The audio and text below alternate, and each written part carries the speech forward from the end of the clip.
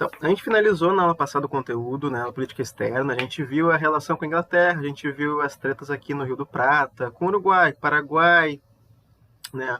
Finalizamos com a Guerra do Paraguai, que foi uma guerra que vai ter impacto na política brasileira durante muito tempo, então a gente ainda vai ver ela, tipo, pelo menos as consequências dela, né, na próxima aula.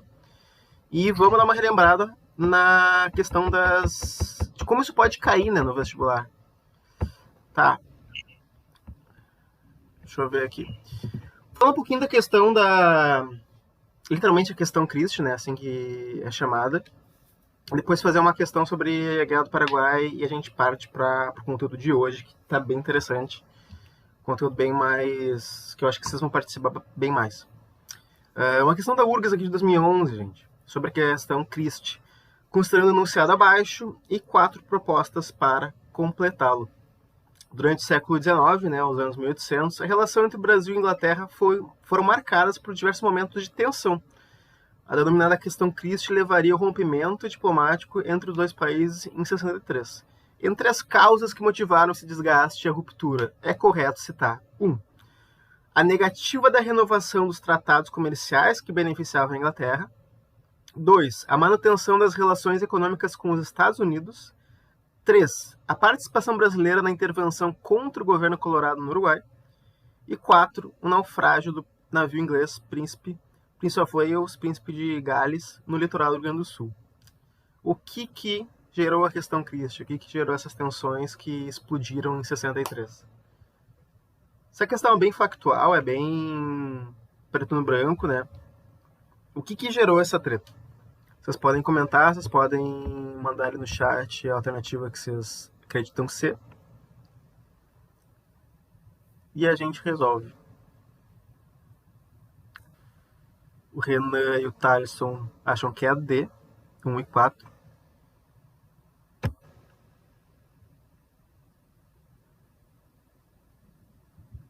Mais alguém? Mais alguém?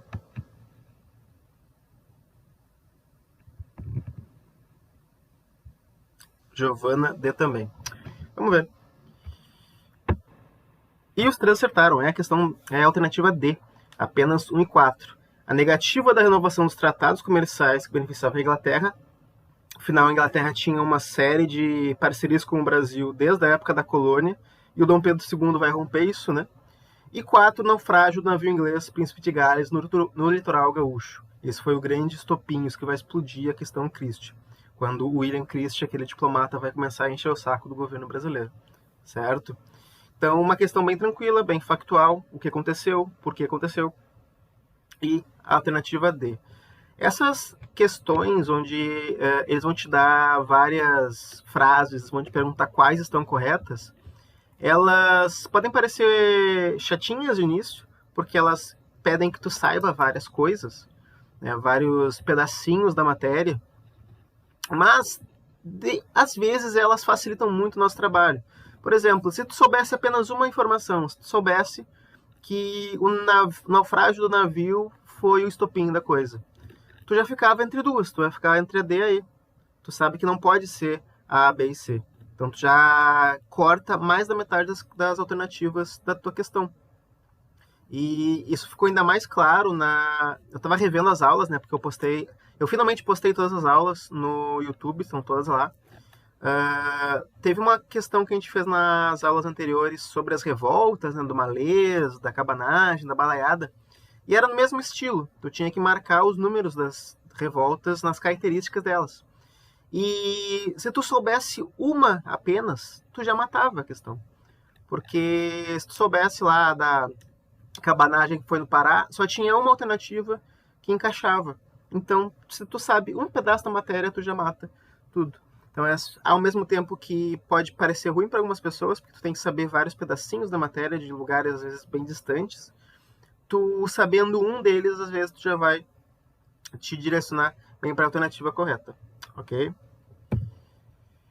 Aqui já sobre a Guerra do Paraguai. Tá? E é uma charge da época, uma charge que foi publicada durante a guerra, né? E nessa charge tem 2 desenhos. O primeiro mostra um soldado veterano sem as 2 pernas conversando com um soldado mais jovem. Ele pergunta: tá com medo de ir pra guerra? Fica tranquilo, nem todos morrem lá. Não tá vendo que eu tô de volta, eu tô tranquilo aqui? Sendo que ele não está tranquilo, ele está sem duas pernas, né? Que era uma das grandes consequências da guerra. Se tu voltasse de lá, provavelmente tu ia voltar mutilado, tu ia voltar com sequelas muito grandes. E os jovens não queriam esse destino, então a gente teve uma resistência muito grande para o alistamento. E segundo ali, do outro lado, tem paciência, mulher. Em tempo de guerra é preciso fazer sacrifícios. Deixar a família andar fugido pelo mato. Vamos, que a escolta não tarda. A escolta, no caso, aquela parte do exército que se encarrega de certificar que aqueles que devem ir para a guerra vão. Então, se tu... Qual é a palavra? Se tu deserta, a escolta do exército vai até ti. E aqui a gente vai ver mais algumas alternativas, né, que a gente vai selecionar depois. Essa charge faz alusão, 1. Aos efeitos danosos do conflito armado sobre os soldados enviados ao fronte. 2. Ao alistamento voluntário de civis no combate. E 3. A prática do recrutamento forçado, habitual no regimento de tropas no Brasil Imperial. Quais estão certas e qual é a alternativa correta, gente? Neto ele já jogou C, o Vinícius também C.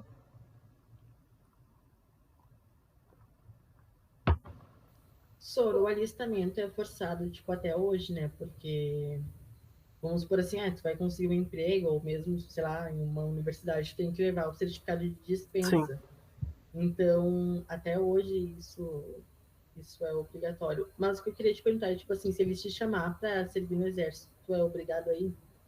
Sim, pior que sim. É muito improvável que isso vai acontecer, né? Porque o Brasil ele não se mete em guerras há muito tempo. A última guerra oficial que o Brasil participou foi a Segunda Guerra Mundial e mesmo assim o exército inteiro brasileiro não foi. Foi uma parcela muito pequena, né? A Força Expedicionária. Mas se tivesse uma guerra e eles precisassem de soldados, além dos soldados que já estão no exército, já estão servindo, eles poderiam sim te alistar obrigatoriamente, né? Claro, certamente teriam uma resistência muito grande, né? Porque eles não têm a força hoje em dia para obrigar as pessoas a ir para lá. Mas isso é verdade, eles podem sim requisitar caso aconteça uma guerra. E o alistamento obrigatório ele vai surgir. Tá, vamos finalizar a questão aqui. Quem falou? O Vinícius falou C, o Renan falou C. E só para não dar spoiler, né, já que eu já estou dando alguns spoilers na minha fala, a alternativa correta sim é C. Do efeitos danosos do conflito armado, né, afinal a gente viu um soldado ali sem as pernas, e a prática do recrutamento forçado. Inclusive, a alternativa 2 e a 3 elas são conflitantes. Né? Não pode ter alistamento voluntário e recrutamento forçado. São duas coisas que são o extremo oposto uma da outra. Então a gente já saberia, por exemplo, que a 2 e a 3 não podem estar corretas ao mesmo tempo. Tu já corta a alternativa D e a alternativa E. Tu fica entre a, B e C. Já limita a nossa... Se tu quer chutar, pelo menos, né? Já limita o chute e dá uma chance um pouco maior. Um chute mais educado, né? Um chute mais localizado.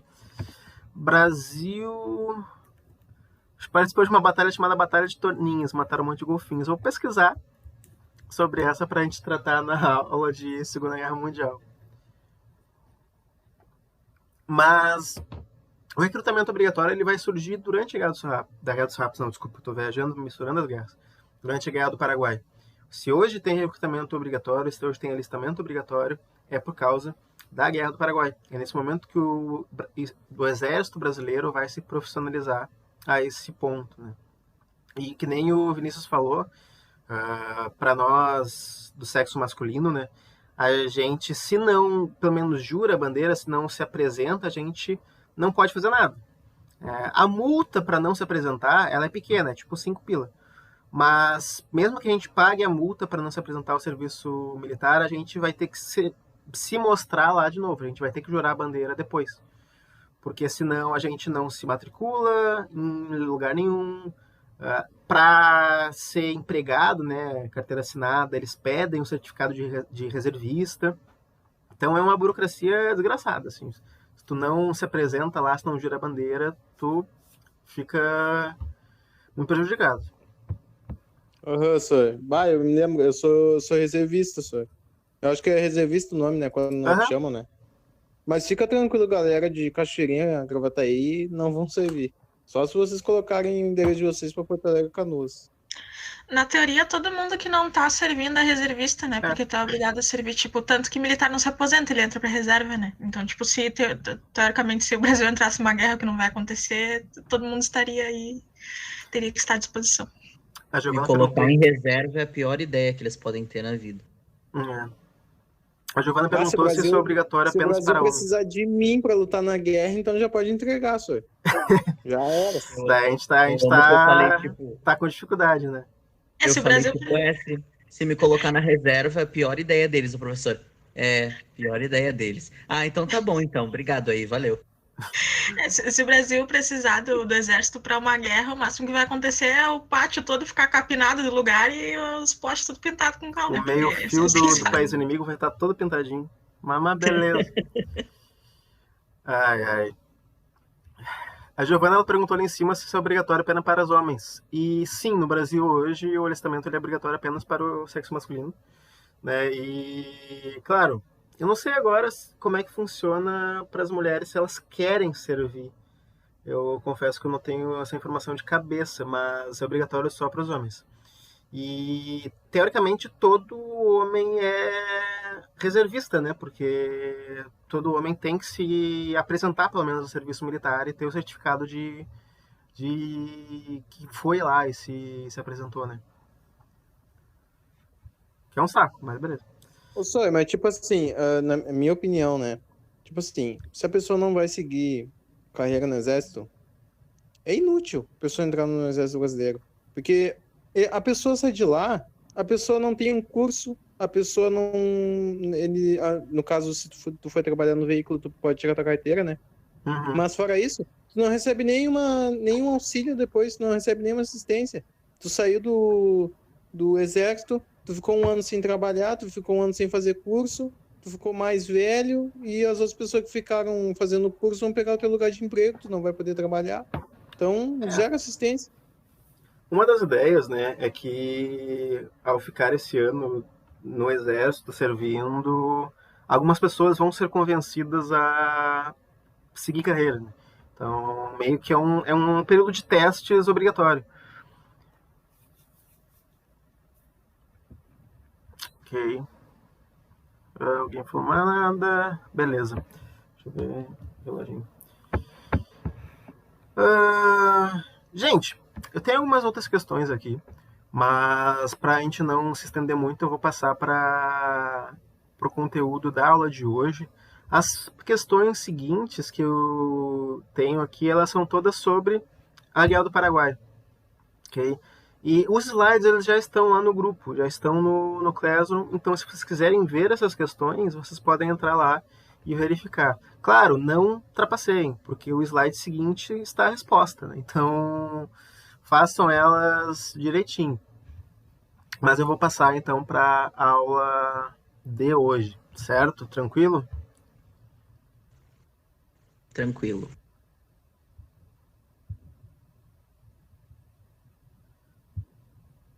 Sora, então ficou na C mesmo a resposta?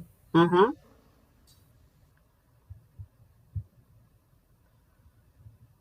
Vocês conseguem ver aí o slide da nova aula, hein? Sim. Ficou a C, né, que foi a alternativa apenas 1 e 2. Opa, apenas 1 e 3, desculpa. Que falou dos efeitos danosos do conflito, né, como os soldados eles sofriam, eles acabavam sendo muito prejudicados, saindo sem uma perna, sem um braço. E 3, que falou sobre o recrutamento forçado, né. A 2 estava errada porque falava justamente o contrário, que o alistamento era voluntário. Então a gente ficou com a alternativa 1 e 3, que deu ali a alternativa C. Ok. Então, nossa aula de número 13, ainda segundo reinado, né, a penúltima aula é segundo reinado, onde a gente vai falar da economia, da escravidão, e se der tempo, né, de falar da imigração. Essas coisas elas estão intimamente relacionadas, uma coisa ela puxa a outra. E essa foto aqui que está ilustrando a capa da aula é a foto de uma missa que foi celebrada em praça pública, né, para celebrar a abolição da escravatura em 88. Então, essa foto ela é muito curiosa, porque se tu der zoom nela, tu encontra várias pessoas famosas da época, políticos, a Princesa Isabel tá ali no meio. Se tu der um zoom aí, agora eu não sei onde que tá, mas se tu der um zoom, tu também acha o Machado de Assis ali. Então, várias personalidades centrais da política brasileira estavam ali no meio. Okay. Fale. Uma curiosidade que eu tenho, assim, sobre essas fotos bem antigamente, tipo, como é que eram tiradas? Tipo, tinha câmera, essas coisas? Tinha aquelas câmeras bem rudimentares, né? Deixa eu ver se eu consigo... Aquela que, tipo, é um pano e tu vai pra baixo do pano. Exatamente essa. Ah, tá, sei. Ok. Eu não vou conseguir mostrar pra vocês aqui porque eu tô compartilhando só uma tela, mas se procurarem... Vou mandar um link aqui.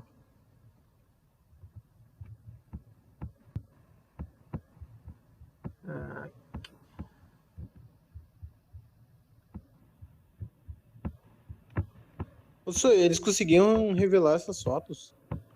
Sim. De uma maneira muito complicada, mas sim.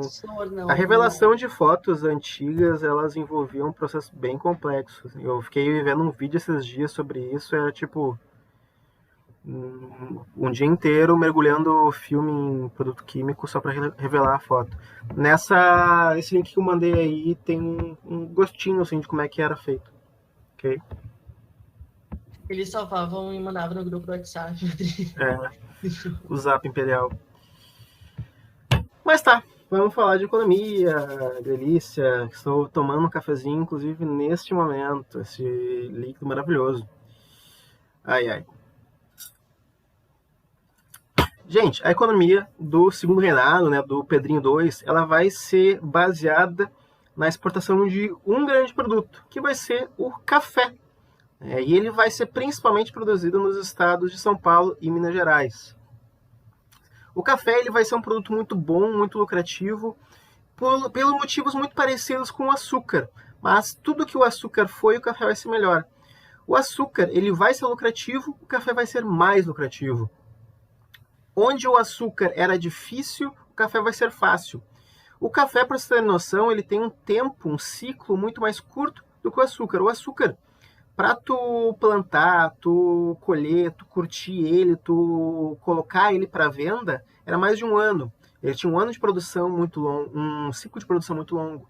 O ciclo de produção do café era muito mais curto, então dá para produzir mais em menos tempo. O café também precisava de solos menos exigentes. Então tu poderia muito mais facilmente plantar café no teu terreno, sem dar problema, né? O açúcar, se tu plantava no teu terreno e não era um terreno adequado, ele não nascia direito. Além disso, o café ele vai precisar de uma mão de obra muito menos especializada. O açúcar ele é muito complexo, é muito difícil tu fazer açúcar. A gente viu lá os mecanismos, né? Aquelas moendas, aquelas grandes engenhos focados em fazer o açúcar, e era um processo que precisava de gente muito especializada, que conhecia muito bem os mecanismos ali, porque qualquer errinho que tu fizesse, tu podia ou perder a tua vida, ou custar um dinheiro muito grande para o senhor do engenho. O café não, o café vai ser muito mais simples de tu plantar, de colher, então vai ser menos arriscado, né? E por esses motivos, o café ele vai explodir agora a partir dos anos 1840. Os caras que vão ter as grandes fazendas de café, né, os grandes produtores, eles vão ser chamados de barões do café. Então, se lá no açúcar a gente vai ter os senhores de engenho, esses grandes ricos que vão dominar a vida pública no Brasil, aqui a gente vai ter os barões do café. Essa galera que vai ter grandes fazendas, grandes contingentes de escravizados, produzindo café e vendendo para o exterior. E aqui finalizando, que eu acabei já falando, né, ele exigia muito menos custo do que as outras monoculturas. O café, gente, ele vai entrar em crise, mas ele vai entrar em crise daqui a uns 100 anos. Ele vai entrar em crise nos anos 1930, 1940, que é a época ali do Getúlio Vargas. Quando a gente fala de café aqui, o café está explodindo, ele está trazendo muito dinheiro para o Brasil, certo? E até hoje, o café ele é um produto brasileiro que é exportado para todo canto e traz muito dinheiro. Eu estava pesquisando para dar essa aula e mais ou menos 30 e poucos % do café mundial ele vem do Brasil. Metade desse café brasileiro só de Minas Gerais, nos dias de hoje. Então é um produto que até os dias atuais ele está muito vivo na nossa economia. Alguém queria falar? Ouvi alguém abrindo o áudio? Eu ia falar, mas meio que era o que já tinha dito, que dá para relacionar esses barões do café com o pessoal dos engenhos, né? Eles faziam empréstimo até para poder manter esses grandes latifúndios, porque não era qualquer um que podia ter, né? Era só se tu tivesse dinheiro. E para exportar tinha essa lógica de tu produzir em larga escala, né? O café tem no Brasil desde 1727, ele chega primeiro no Pará, só que vai ser só nessa época que eles começam a produzir dessa forma para poder exportar. E é interessante o que tu trouxe, porque até hoje tu tem essa lógica aqui de exportação desses produtos assim, né? O Brasil é conhecido por exportar café, por exportar carne em vários lugares, né? Na China, na Europa, enfim, nos Estados Unidos. Nessa época eles também exportavam bastante café para vários lugares. Para a Inglaterra não, porque eles tinham o hábito de tomar chá lá, né? E porque eles conseguiam comprar café das colônias deles por preços bem menores. Então, é mais ou menos isso.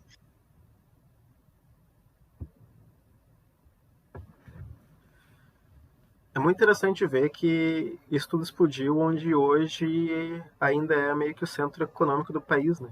Então, isso trouxe tanto dinheiro que o poder nunca saiu de lá, na verdade. O poder, ele segue o dinheiro. E, bem, vamos falar de lugares, né? Onde que o café bombou de verdade. A gente vai ter dois campos aqui, que é o Vale do Rio Paraíba, que vai ser uma região mais rural ali do centro do Rio de Janeiro, centro do estado ali de São Paulo, Vassouras, Taubaté, São José dos Campos.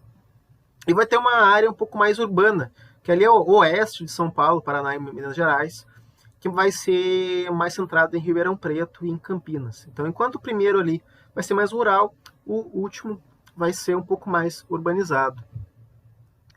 E como é que esses grandes cafeicultores vão tocar as suas plantações, né? Eles vão fazer um uso extenso de mão de obra escravizada. Ela vai ser a base da produção cafeeira ali no primeiro, no Vale do Paraíba, e no segundo, ali no oeste de São Paulo, Paraná e Minas Gerais, tu vai ter imigrantes trabalhando em menor quantidade, né? Mas tu vai ter esse misto de escravizados e imigrantes. Ok?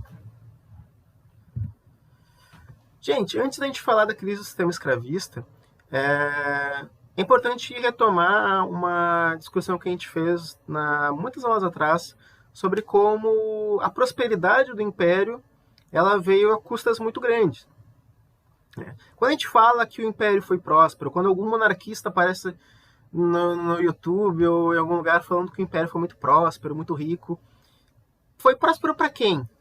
Foi próspero para os barões do café, essas pessoas que investiram uma grande quantidade de recursos, que já eram ricas e ficaram ainda mais ricas, mas para uma outra parcela da população isso não foi próspero de forma nenhuma, né? A gente vai ter até mesmo a população livre, né? As pessoas livres, os imigrantes, os trabalhadores assalariados, eles vão ter uma condição de trabalho péssima, eles vão ficar cada vez mais pobres, e boa parte da população brasileira não é nem considerada população. Ela é considerada um bem, considerada um mecanismo ali produtivo.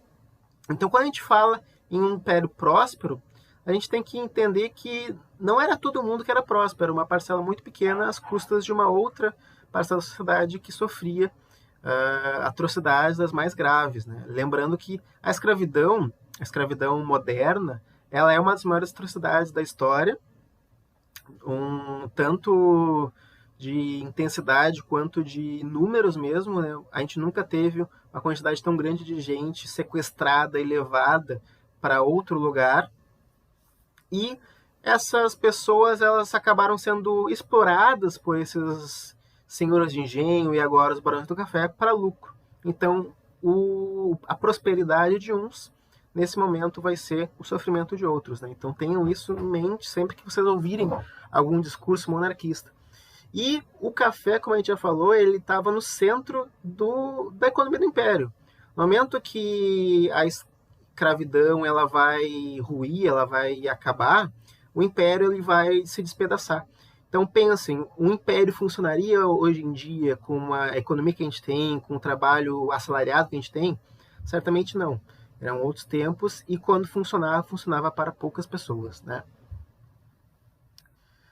Seguindo, falando agora da crise do sistema escravista. E isso aqui a gente vai falar durante praticamente o resto da aula inteira, porque nesse momento a escravidão ela ainda estava sendo extremamente lucrativa para algumas pessoas, mas no quadro geral ela estava cada vez perdendo mais o seu poder de lucro. Além disso, a gente vai ter cada vez mais resistências e mais revoltas escravas. Nesse momento, a partir dos anos 1840, 50, vai surgir quilombo em todo canto, porque cada vez mais vão ter fugas, revoltas, os escravos eles vão estar se organizando para bater de frente contra os seus donos, e isso vai gerar cada vez um prejuízo maior para aqueles que comercializavam os escravos, que tinham escravos ali nas suas fazendas. Além disso, o dono de escravo ele vai começar a viver em constante medo. A gente falou em umas aulas anteriores sobre a revolta do Haiti, sobre a independência do Haiti, que foi a única independência que a gente conhece até os dias de hoje, que foi tocada unicamente por escravizados. Os escravizados do Haiti se organizaram, bateram nos seus colonizadores, expulsaram os colonizadores e tornaram o Haiti um país independente. E depois disso, o Haiti vai ser um grande bicho-papão de todo o país que tem a escravidão. Todo mundo vai ter medo que o Haiti se repita no seu quintal. Então, os donos de escravos vão ter cada vez mais medo de revoltas, e essas revoltas vão acontecer cada vez mais. Além disso, o sistema escravista vai entrar em crise porque a Inglaterra vai entrar na lógica e vai forçar, né, naquele jeitinho inglês de ser, os países que comercializam com ela a irem largando a escravidão cada vez mais. Porque, como a gente falou, num sistema industrial, que é o que a Inglaterra já tinha, eles vão ter mais lucro se eles tiverem uma mão de obra assalariada que compre seus produtos. Se metade da população não tem salário, não compra nada, eles estão perdendo. Eles querem que alguém vá lá e compre as coisas que eles produzem. Então a Inglaterra vai fazer uma pressão muito grande no Brasil, para que o Brasil vá diminuindo, né, pelo menos gradativamente, a escravidão. Essa imagem aqui que eu trouxe, ela é de escravos colhendo café ali no Vale do Paraíba, que ninguém te comentou, e ela já é mais do final do período imperial, né, de 83. Mas ela é bem relevante. E, gente, a gente precisa falar dessas 4 leis. Porque quando o Brasil ele percebe que a escravidão ela já não estava mais tão lucrativa para esses barões do café, quando eles percebem que a Inglaterra está fazendo uma pressão muito grande para a escravidão ser abolida, quando eles percebem que cada vez mais os escravos estão se rebelando, estão fundando quilombos, está insustentável a escravidão, eles vão elaborar leis para irem abolindo a escravidão de uma forma bem gradativa. É bem curioso ver isso, porque até tem gente nesse momento que tem uma cara de pau absurda. Eles falam que não, a escravidão é horrível, realmente ela é horrível, mas não dá, né, pra gente abolir, porque senão a gente fale. Então, como é que a gente vai abolir? A gente não tem uma mão de obra, a gente não tem gente para substituir os escravizados. Eu também não gosto da escravidão, mas não tem o que fazer, né? Tem que ter. Então, esse argumento do tem que ter, a gente não pode abolir a escravidão imediatamente, vai ser muito forte. Por isso que eles vão ter 1001 leizinha abolindo gradativamente. Isso, até essa questão do café foi muito, até nas classes mais baixas pesou bastante, porque tu ter uma mão de obra escravizada que tu não precisa pagar é uma coisa que barateia o produto, né?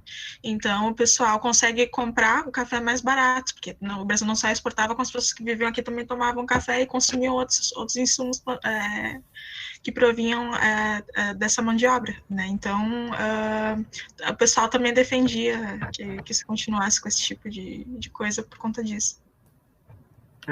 E esse argumento ele não é exclusivo daqui. Vários outros lugares que tinham escravidão vão ter essa lógica. Lá nos Estados Unidos é bem forte isso desde a época da independência deles. Eles se tornam independentes em 1783 e eles só vão abolir a escravidão em 1863, então 80 anos depois.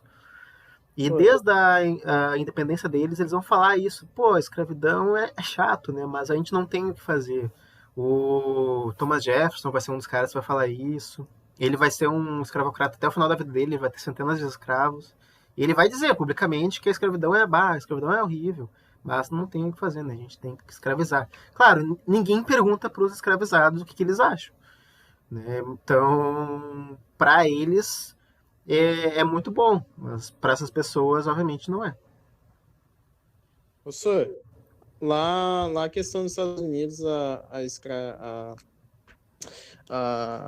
da escravidão, no caso, no sul eles usavam mais mão de obra, né? Por causa que era mais campo, mais fazenda, e mais ao norte era mais indústria. Então, tipo, ficava meio que dividido, assim, o norte queria a questão trabalhar paga, né, de funcionário, e o sul queria os escravos, era mais ou menos isso. Era bem isso. Até que tem o cara lá, ele era do sul e depois se aliou ao norte. É bem ele isso, é bem famoso. É bem essa lógica. O norte dos Estados Unidos ele vai se industrializar muito rápido, né? Vai ficar muito parecido com a Inglaterra, né? Vai ter indústrias, grandes fábricas. E o sul vai ficar mais parecido com a gente aqui. Vai ter grandes plantações, vai utilizar a mão de obra escrava de uma forma muito maior. Então, o sul ele vai ser muito resistente a essa ideia de abolir a escravidão. Por isso que vai ter a guerra civil. O sul ele vai querer que a escravidão continue, enquanto o norte vai querer que a escravidão seja abolida. Daí os dois lados vão bater. Eventualmente, né, quem vai ganhar vai ser o norte. Então, quando ganha, um dia depois da vitória, eles abolem a escravidão. Mas falando da Inglaterra, esse tipo de mão de obra também foi importante durante a primeira fase, pelo menos, da industrialização, porque eles aboliram a escravidão no começo dos anos 1800, né? Bem ali no começo da industrialização inglesa. Porque, não sei se vocês já tiveram essa aula em Brasil geral, mas... Aproveitem e falem onde é que vocês estão em geral, gente. No chat ali, quando... Mas o grande protagonista é a indústria têxtil, né? E vocês sabem que eles faziam essas roupas com base a partir do algodão. E o algodão era coletado por pessoas escravizadas, né? Então, também eles vão abolir a escravidão. Eu não lembro em que ano exatamente, mas é no comecinho ali dos anos 1800 e a industrialização começa um pouquinho antes. Eu acho que é na primeira década dos anos 1800, não tenho certeza também.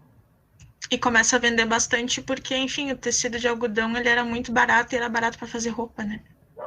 Justamente era barato também porque tinha essa mão de obra que tu não precisava pagar, né? Que ela era escravizada. É bem curioso fazer esses paralelos, né? Porque aqui no Brasil, Portugal plantava muito açúcar e Portugal vendia esse açúcar para todo mundo a preços muito grandes. Portugal lucrava bastante. Na questão da Inglaterra e dos Estados Unidos, eles plantavam o algodão. O grosso, assim, eram as plantações de algodão. Então, esse era o produto que eles extraíam, que a Inglaterra extraía dos Estados Unidos e vai tocar a revolução industrial deles. A Nathalie falou ali em cima, tá? Precisamos saber de cor os nomes dessas leis? Sim, pessoal, de preferência decorem o nome. Não é difícil, são poucos nomes. E quando vocês associarem o nome as características dela, vai ficar mais fácil. Mas é interessante decorar esses nomes, não precisa decorar as datas, mas decora os nomes porque às vezes cai pelo nome. Vai ter uma questão chamada a Lei de Eusébio de Queiroz falava sobre o quê? A Lei Saraiva falava sobre o quê?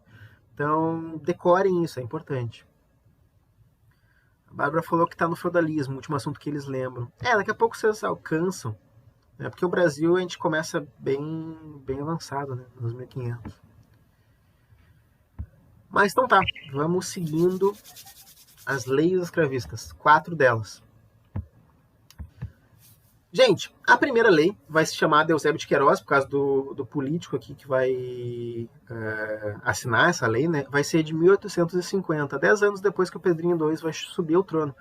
E essa lei ela vai abolir o tráfico internacional de escravizados no Brasil. Ou seja, agora o Brasil não vai mais comprar escravizados do continente africano.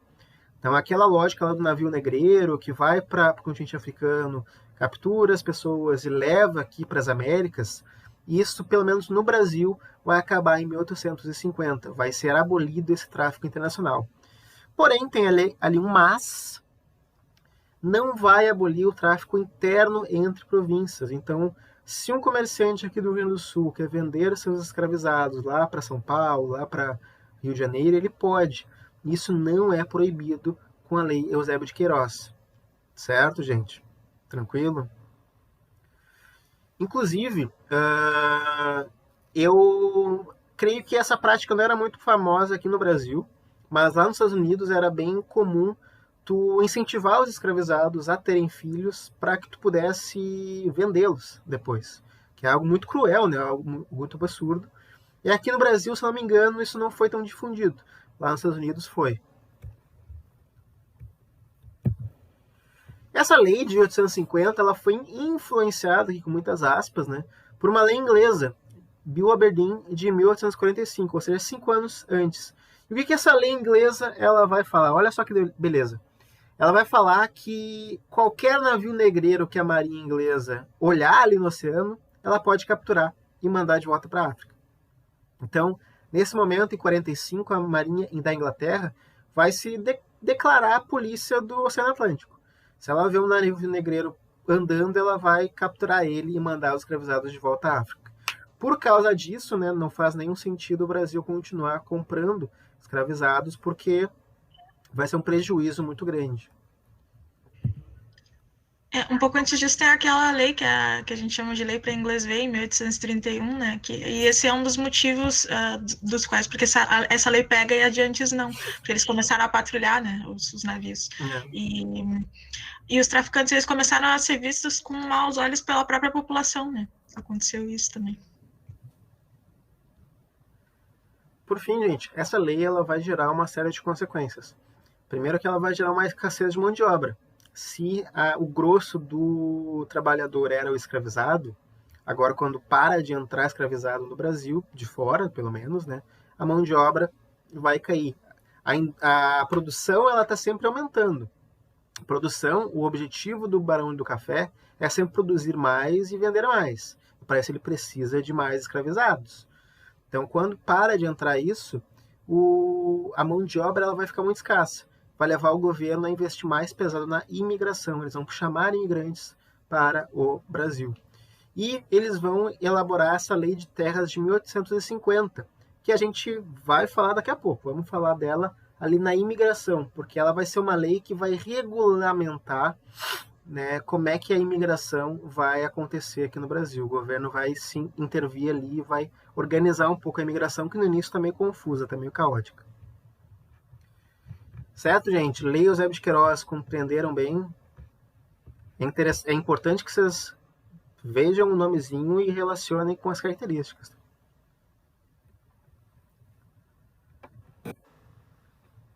Seguindo, pessoal. 21 anos depois, Lei do Ventre Livre. Essa lei ela vai aparecer dessa forma mesmo, Lei do Ventre Livre, e pelo nomezinho tu já relaciona o que ela fala, né? Ela vai dizer que todos os filhos escravizados nascidos após esse ano, 71, eram livres. Então, se tu era uma pessoa escravizada, casada com uma outra pessoa escravizada, tu tivesse um filho, normalmente esse filho ia nascer já escravizado. Esse filho já ia nascer ali na senzala, fadado a ser escravo pro resto da vida. A partir de 71, todos os que nasciam de pais escravizados eram livres.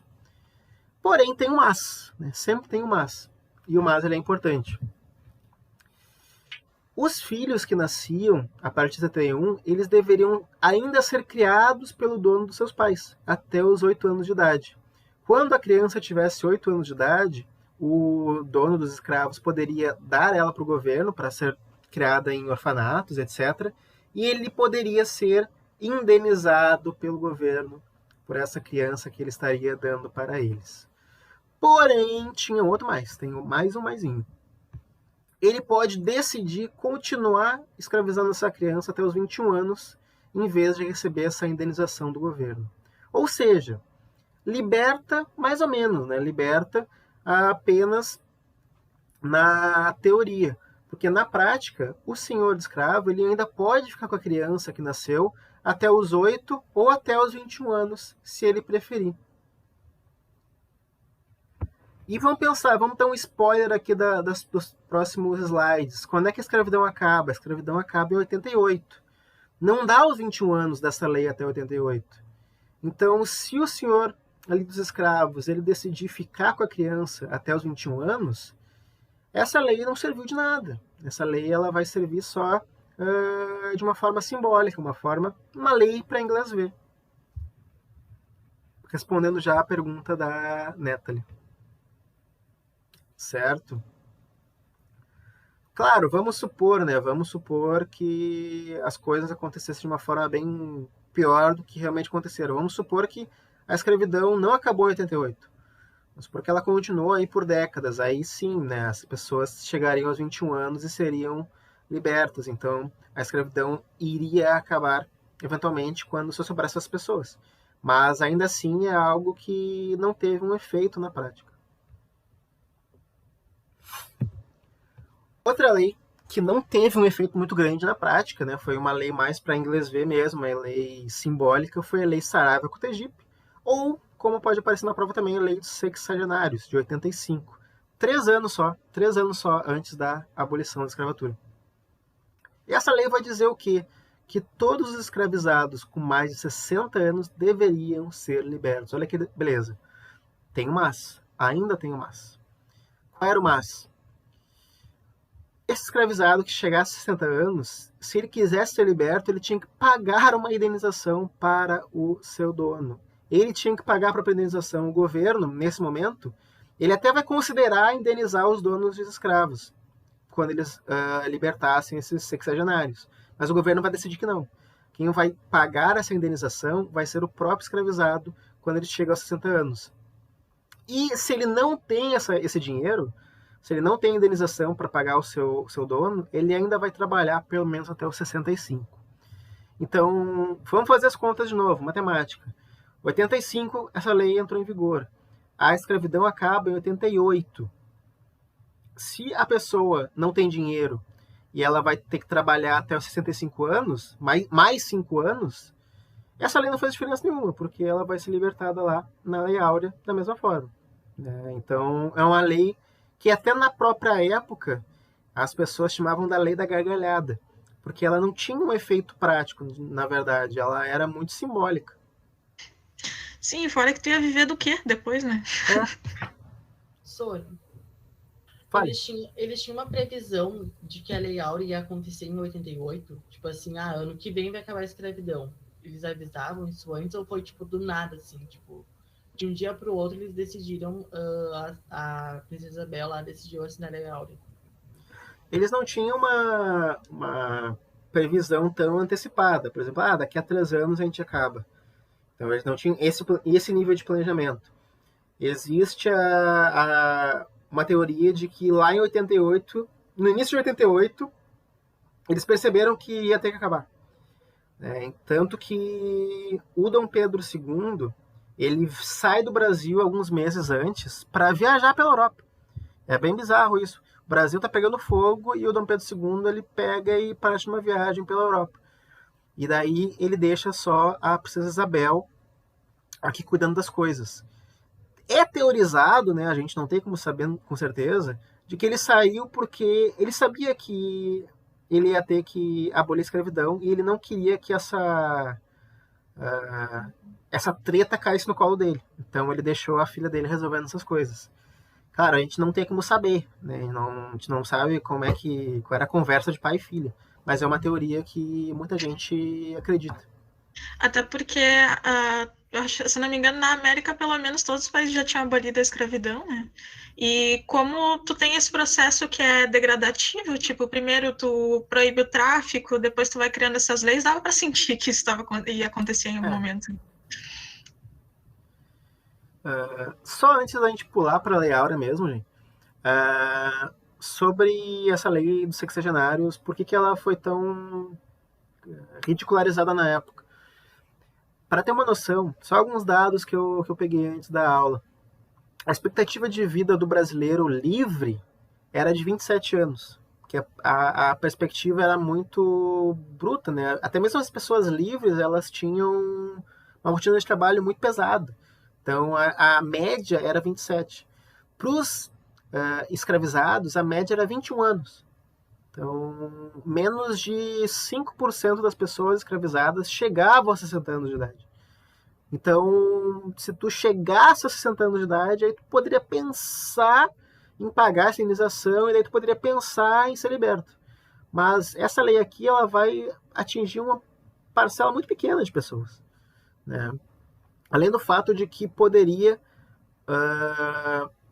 como é que eu posso explicar? Poderia beneficiar o próprio dono desse escravizado. Porque quando chegava uma certa idade, esse dono ele via essa pessoa como um fardo mais do que uma pessoa ativa ali na sua fazenda. Então, para não ter que cuidar dela, o cara, beleza, jogava lá na rua.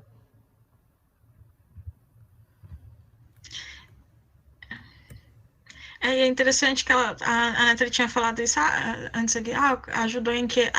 Eu tenho a impressão, assim, de que a intenção não era ajudar, tanto que eles não fizeram nenhum programa para inserir essas pessoas na sociedade de novo, né? Tipo, pensar, bom, essa pessoa aqui que fez 65 anos, ela vai se tornar uma pessoa livre, a que fez 21 vai se tornar uma pessoa livre, o que ela vai fazer depois para a sua subsistência, como é que ela vai se inserir na sociedade de novo? Isso não foi uma discussão, assim, não era uma preocupação. A preocupação era mesmo com o capital desses proprietários, né, com essa questão da conjuntura internacional, da pressão da Inglaterra e tudo mais. A Nathalie até perguntou ali como é que eles iam pagar, né, se eles eram escravizados, eles não tinham dinheiro. Se ele não tivesse dinheiro, ele ia pagar trabalhando mesmo. Ele ia falar, tipo, se tu não tem dinheiro para me pagar a indenização, tu vai trabalhar mais 5 anos. E ficava por essas.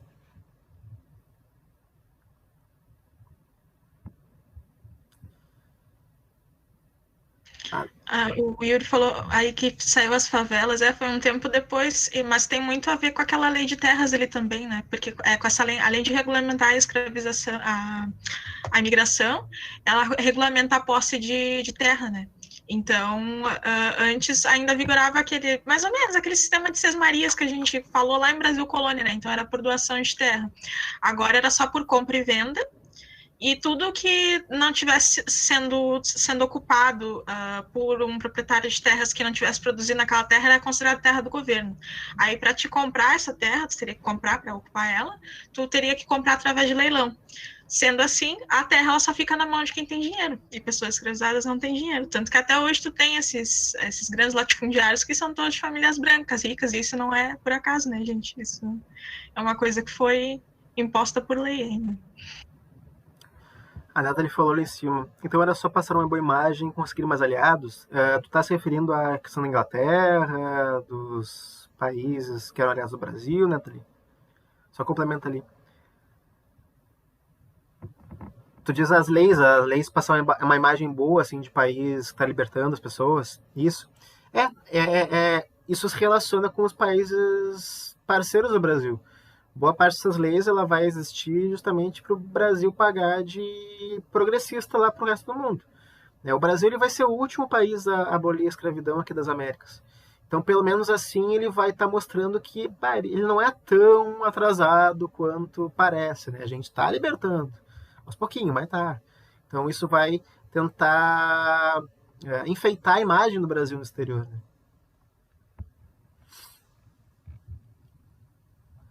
A Giovana perguntou. Só vou responder a Giovana ali, só um minutinho. A gente também pode chamar por Lei da Gargalhada ou não é um nome muito usual? É um nome que é difícil de aparecer em prova. Mas fiquem com isso na cabeça de vocês. Na época eles chamavam assim para zombar da lei. Mas é difícil que apareça em prova isso. Fale, Vinícius. Na usina do gasômetro, qual era a relação que os escravos tinham ali? Porque eu já ouvi alguma coisa assim, só que, tipo, nada assim concreto, sabe?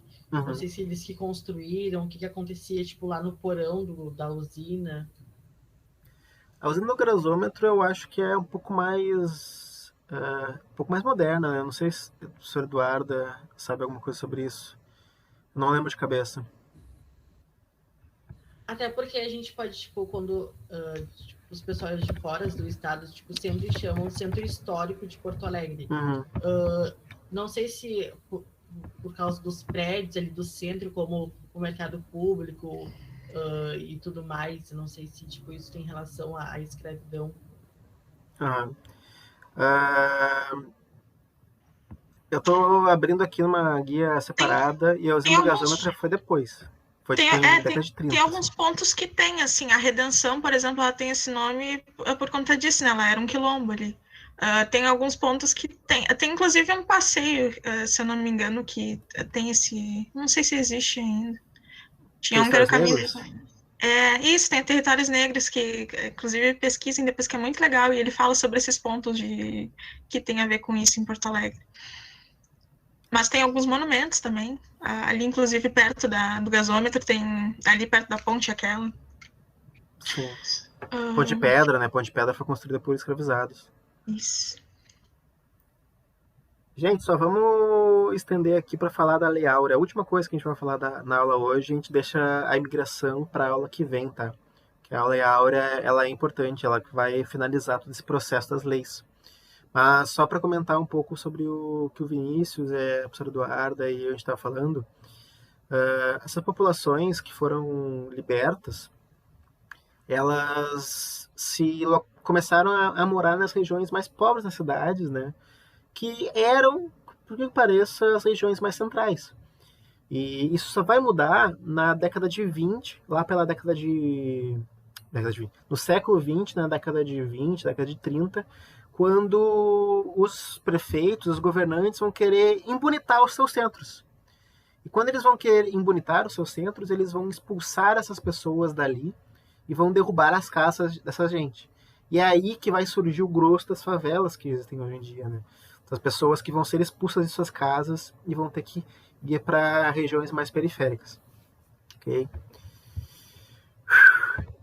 Bem, gente, finalizando só a aula com a Lei Áurea. Coloquei Leis Áurea aqui, mas é Lei Áurea, tá? Foi uma lei apenas, de 88.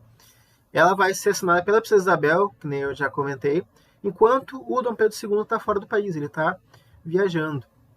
E, por que pareça, o número de pessoas que foram libertas através dessa lei foi bem menor do que a gente imagina, né? Foram cerca de 700 mil pessoas escravizadas que foram libertas. E por que é menor do que a gente imagina?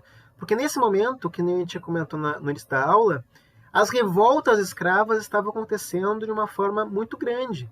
Então, a grande maioria dos escravos já tinha se revoltado, já tinha fugido. Não estava mais viável tu manter escravizados. Aqueles que estavam escravizados ainda em 88 já era uma parcela menor do que era nos anos anteriores. Se eu não me engano, em 87 era tipo o dobro. Era em torno de 1,5 milhão de pessoas escravizadas. E de 87 a 88 esse número caiu pela metade. Porque as pessoas estavam se revoltando, as pessoas estavam fugindo, né? E não estava mais viável esse modelo econômico, né? Não estava mais viável tu ter escravizados. Então a Lei Áurea, ela foi promulgada em 13 de maio. Maio ou março, eu sempre confundo. 13 de um desses meses, de 88, pela Princesa Isabel para dar fim à escravidão. E ela é uma lei muito curiosa, porque ela tem apenas uma página, que é essa aqui que eu estou mostrando no slide. Por que ela é curiosa por ter uma página? Porque as outras leis elas vão ter muitas páginas. A lei dos sexagenários, a lei de Eusébio de Queiroz. Por quê? Porque sempre vai ter um mais. né, as leis anteriores sempre vão ter condições. A gente vai libertar os sexagenários, porém, daí eles vão dar os poréns. A gente vai libertar os recém-nascidos, porém, daí eles vão dar os poréns. Né? Essa lei aqui ela é muito mais objetiva. Já vou te responder, Kawane. Essa lei ela vai ser mais criticada porque ela não vai indenizar os donos de escravizados. Essa vai ser, por que pareça, a maior crítica dessa lei. Porque eles já vão saber que esse modelo econômico não está se justificando mais, não está dando lucro ter escravizados, pessoas escravizadas, mas eles vão querer, pelo menos, que a coroa indenize eles, por esses escravizados que eles vão perder agora com a abolição. E a coroa não vai indenizar os grandes proprietários, né? E isso vai gerar uma grande tensão. E isso vai gerar, daqui a alguns anos, daqui um ano especificamente, a queda do Império. Um dos grandes problemas que o Império vai ter vai ser que os empresários, os barões de café, vão se voltar contra ele. O Dom Pedro, ele vai ter o Dom Pedro, a Princesa Isabel, os empresários vão se voltar contra eles porque eles não indenizaram essa perda de escravos, né? Mas, pelo outro lado, também os libertos não tiveram reparação nenhuma. Essas pessoas um dia trabalhavam ali forçadamente para um barão de café, para um senhor de engenho, e no outro dia eles eram jogados na rua, sem posses, sem meios de sobreviver e em posição muito fragilizada. Muita gente teve que continuar trabalhando para o seu antigo dono, para o seu antigo senhor, porque não tinha como se sustentar por conta própria. Não tinha, como é que eles vão ter emprego? Como é que eles vão procurar uma moradia?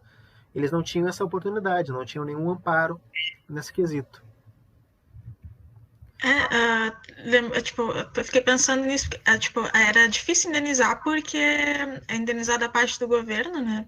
Porque não sei se tinham verba para isso, porque era uma coisa muito cara tu ter pessoas escravizadas, né? Ainda mais agora, porque depois ali da abolição do tráfico, só tinha os escravizados que nasciam aqui, como tu tinha comentado antes, não era costume ter escravizados terem filhos para criar, porque demorava muito tempo, né? Então era um gasto muito grande. Então se já era caro no começo do século tu ter escravizados, era muito mais caro agora, né? Ok, a Kawane perguntou ali se os quilombos já existiam antes da Lei Áurea. Sim, existiam desde que a escravidão começou. No momento em que a escravidão começa, os escravizados eles já vão se rebelar, estão sempre se rebelando, e aqueles que fogem, né, eles vão sempre fundar comunidades. As comunidades elas vão ser chamadas de quilombo na maioria das vezes. Então, desde lá do início da escravidão, vão ter quilombos. O mais famoso vai ser o de Palmares, né, que vai durar mais de 100 anos. Vai ser literalmente quase um reino dentro do Brasil colonial. Então eles vão existir assim desde o início. Por fim, eu mostrei aqui o textinho. As minhas cadelas aqui ficaram um pouco doidas. Deve ser porque o gato do vizinho de vez em quando aparece aqui, elas ficam meio surtadas. Esse texto, gente, ele é bem objetivo. E eu vou resumir aqui para vocês. A Princesa Isabel, ela, em nome de Sua Majestade, o Imperador, ela faz saber a todos os súditos do Império que a Assembleia decretou e ela sancionou a lei seguinte. Primeiro, é declarada extinta desde a data dessa lei a escravidão no Brasil. E segundo, revogam suas disposições em contrário. Simples, sucinto, sem nenhum mas, sem nenhum porém. Então, tudo que as pessoas precisavam saber está nessas duas linhas. E isso vai deixar esses barões de café muito irritados, porque eles queriam que tivesse o mas. Eles queriam que tivesse ali alguma forma de reparação econômica para eles, e não vai ter. Certo, gente? Entendido? Vivos?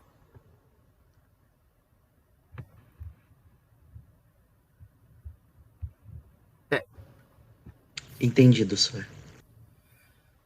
Gente, a aula hoje ela foi bem densa, né? Porque a gente falou de coisas que não tem muito como fugir. Aí você tem que decorar algumas coisas, né? Decorar o nomezinho, decorar as características dessas leis, porque pode cair de uma forma muito específica. Na aula que vem a gente vai ver questões onde eles vão perguntar especificamente, a lei tal, ela fala o quê? A lei outra, ela fala o quê? Então vocês têm que lembrar dessas características, tá? Na aula que vem, então, a gente começa com imigração, que vai ser muito relacionada a tudo que a gente falou da escravidão. Então, vai ser o tema principal. Certo? Yuri falou uma coisa ali muito importante que a gente não pode esquecer. A gente não pode tratar a Princesa Isabel como uma grande salvadora, né? Uma grande benfeitora que libertou os escravos, coitadinhos.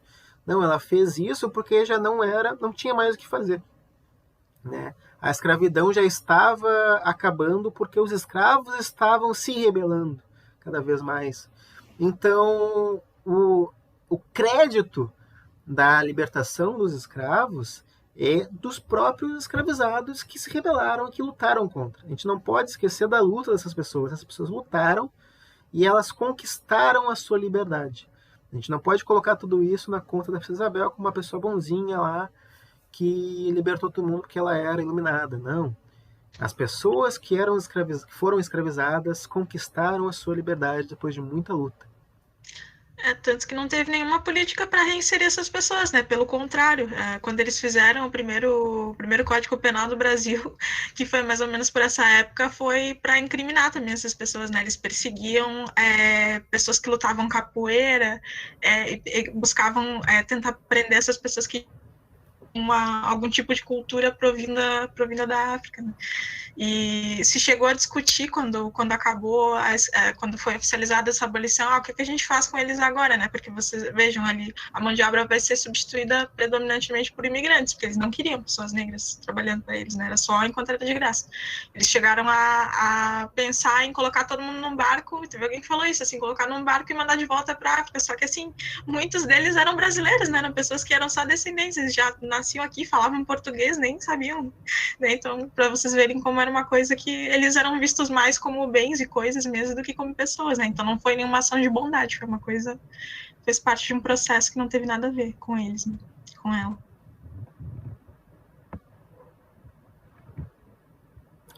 Certo, gente?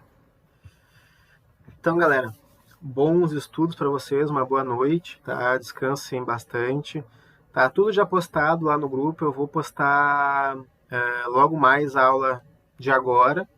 Então, estudem, lembrem das coisas que a gente falou e façam questões, treinem bastante. Certinho, professor. Boa noite. Boa noite. Boa noite, gente. Fiquem bem, se cuidem, tomem água. Não tomem café a esse horário, tá, gente? Tomem mais cedo. Esse horário vocês não vão conseguir dormir, que nem eu provavelmente não vou conseguir. Não tomem café, mais conhecido agora por vocês como produto monocultura presente no século XIX de exportação. Eu vou pesquisar sobre a usina e, tipo, alguma coisa assim sobre o centro, daí eu vou comentar com vocês na próxima aula, tipo, rapidinho, assim. Eu acho muito interessante isso, porque, tipo, são coisas culturais que, tipo, a gente, vamos supor, quando eu passo por Porto Alegre, tipo, às vezes nem observa, tipo, a importância que aquilo ali tem e, tipo, é coisa, tipo, muito interessante mesmo, acho muito legal. Então tá, gente, boa noite. Ô Vinícius, só um spoiler aqui, eu tava pesquisando só pra me lembrar mesmo, porque eu sempre esqueço dessas coisas mais factuais. A usina do gasômetro, ela foi construída lá na década de 20 do século 20, assim, em 1928 ela foi inaugurada. Então ela é um pouco mais recente. Ela se insere lá na industrialização da Primeira República, da República Velha, lá depois do Vargas também. Então é uma coisa um pouco mais moderna. Sim, sim. Sora, até que ano que a gente vai estudar até o final do ano? Até tipo, que ano que a gente vai ver matéria e tal? Isso. Olha, vamos tentar ver o mais próximo possível, né? Entendi. Quando a gente chega ali, a última matéria é sempre atualidades. A gente vai ver o Brasil pós-ditadura ali, Fernando Henrique, Lula, Dilma. Brizola. Nós já estamos chegando, né? Tu vê ali 1889, não faz tanto tempo assim, né? Sim. Só que eu acho que vai demorar um pouco, né? Porque agora, conforme a gente vai progredindo, vai ficando mais denso. Então, vocês viram, aqui no Império a gente ficou... Olha, acho que a gente vai ficar umas 8 aulas falando do Império, né? Sim, sim. Entendi. Certo.